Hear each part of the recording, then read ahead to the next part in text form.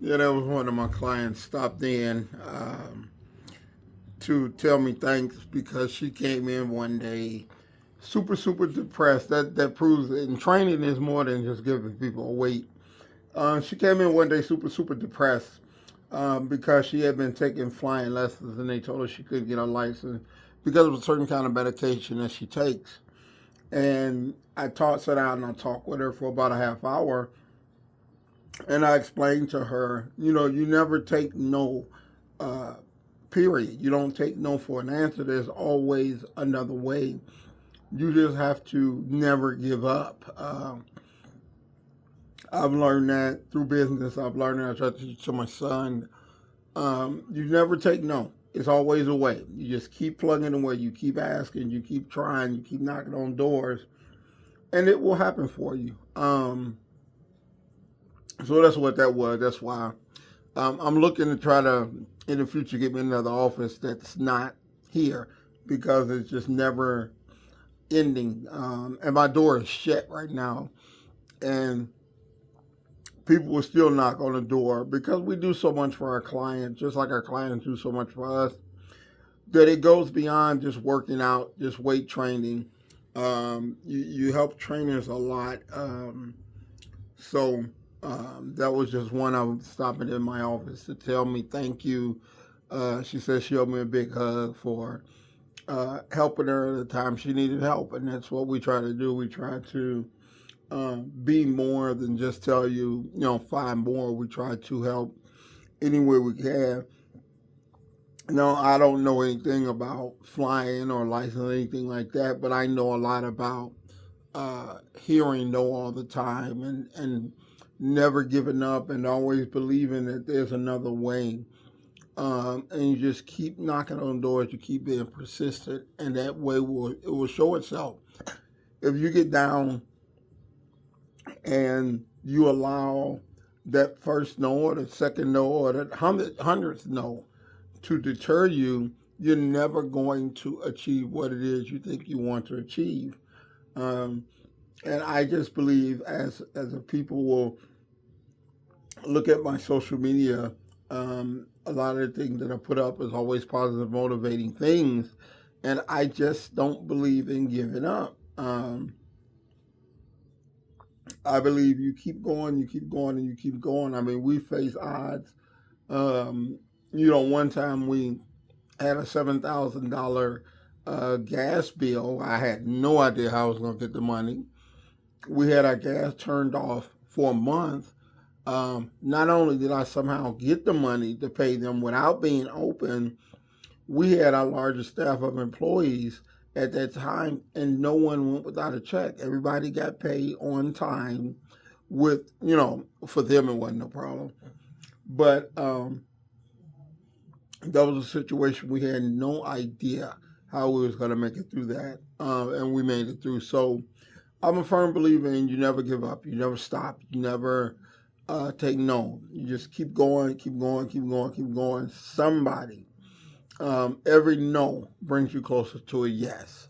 So that's just my firm belief. So I appreciate that. That just kind of shows what we've been through, what we go through as trainers, in the sense that it's way more than just giving people weights. We definitely are part of their lives. We definitely try to um, help any way that we can. Talks, calls, whatever we can do, we try to do. Um, that's one of the greatest joys of this business is to get things like that. Even though I was in the middle of recording a podcast and she had just got done working out with GA, for her to stop and want to give me a hug and tell me thanks and happy as she can be compared to last week when you came in super depressed. She was actually crying, and now to see the turnaround because of something I was able to say, it's very rewarding. That's way more rewarding than any amount of money that a person pays, and we get a good penny for what we do. But you could never take money with you when you go. You could never be judged it as money. I'd rather be judged as a nice person, as a person that cares about people. That's how I want to be remembered, and that's way more important than being a good trainer or a good business owner or whatever. Just the connections and networks that you build and what you do for people are always, for me at least, the most important thing about being in business. We get to touch so many lives, and we take it very, very serious. Um, the gift that we've been given, so we don't take it for granted. That it's always, it's like this. You have this power, you have this ability, so use it. Like I said, I know nothing about flying plane. I probably would never get on a plane with it until I said that. Um, but it's something she loves to do, and she's happy doing it. And there's different kind of license that she could get. She could still fly FAA commercial planes and things like that. But I'm glad she kept going and did her research, didn't take no for an answer, and made it happen for herself. That's really it really made my day. But anyway, back to this podcast. What made me want to do this podcast? First off, is late again. I'm trying to get these. I like to have them up. Uh, Friday and Saturday at the latest. The last few weeks, I've been getting them up on Tuesday. Like I said, it's because we just been busy. What I wanted to talk about in this podcast, really briefly, is what the hell is up with these cell phones, man? And everybody has been through this. You go in the store, there's a lady blocking up the lane because she's so busy talking on her cell phone, loud, telling all her business. And you're in a grocery store. You can't say, "Hey, let me call you when I get out to the car," where you have a little bit more privacy, where you can just get your stuff done and go. You're slowing up because you're talking on a damn phone. And then you're looking at people because they're looking at you because you're talking loud, telling all your goddamn business. When is it that damn serious, man? I see people, they can't drive straight because you're talking on the phone. They can't shop because you're talking on the phone. They can't even acknowledge anything because you're talking on the damn phone. Um, I understand. I get it about being connected. I understand. I have two phones, and I can't function without either one. But um, one is for my clients, and the other things I do with business. The other one is for family, and some important businesses that I'll give them my private number. Either way, they're both very active, and I stay on them a lot. But when I don't have to be on them, like in the damn grocery store, I'm not on it. I go in the store and you call me, either I'm not going to answer, or I'm going to tell you, let me call you back when I get to the car. But now, and I'm not going to do it while I'm driving either. My conversation, I really feel on a cell phone, unless it's just something just totally dramatic, your conversation should be no longer than 2 or 3 minutes. If you're talking more than that on a single phone call, you ain't talking about shit. I'm telling you, you are talking about nothing important. When you talk about what's important, it's very simple questions, very simple answers, and it don't last forever. Um, so I just it just kills me uh, when I go into stores and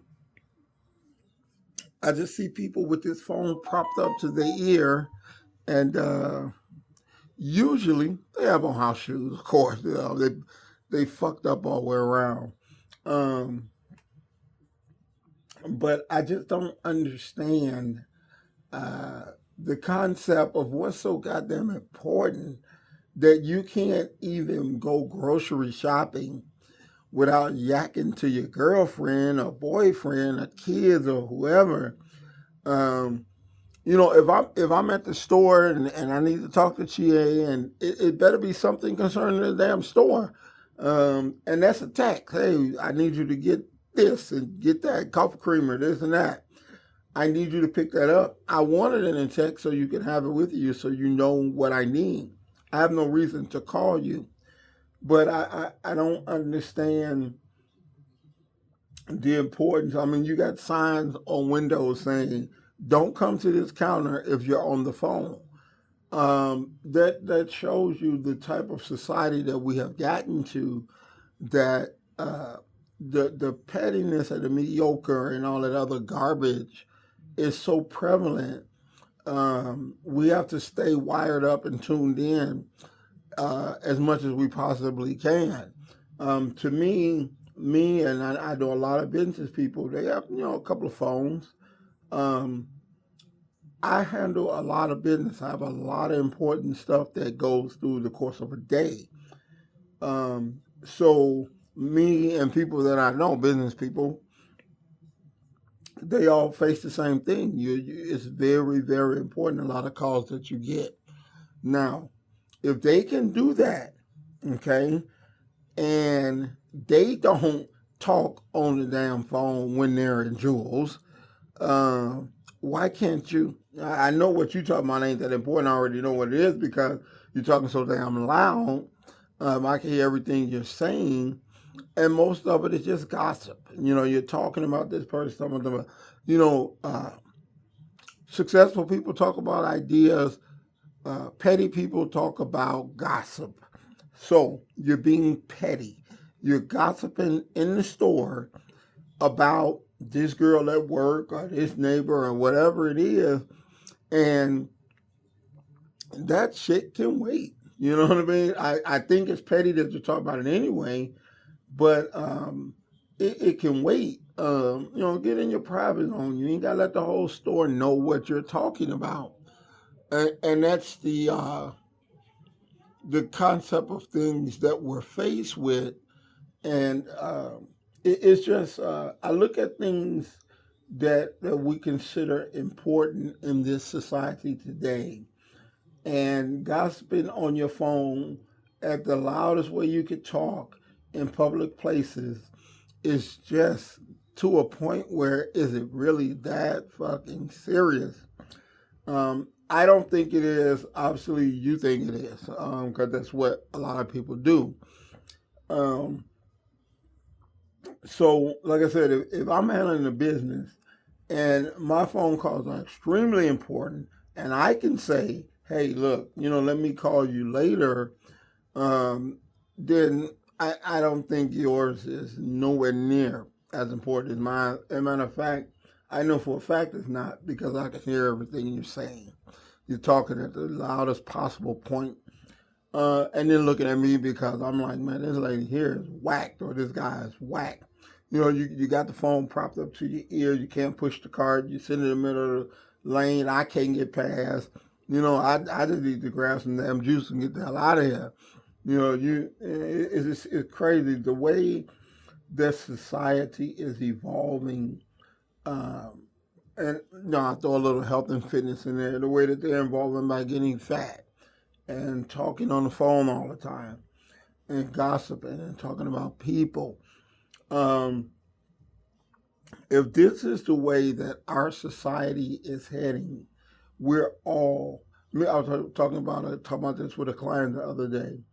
With the way the youth is coming up, and the youth only get their ways from their parents. So the way the parent is raising these kids, without the moral fabric of what it really is to be a asset to society, we're in a world of trouble with the direction that we're headed in as people.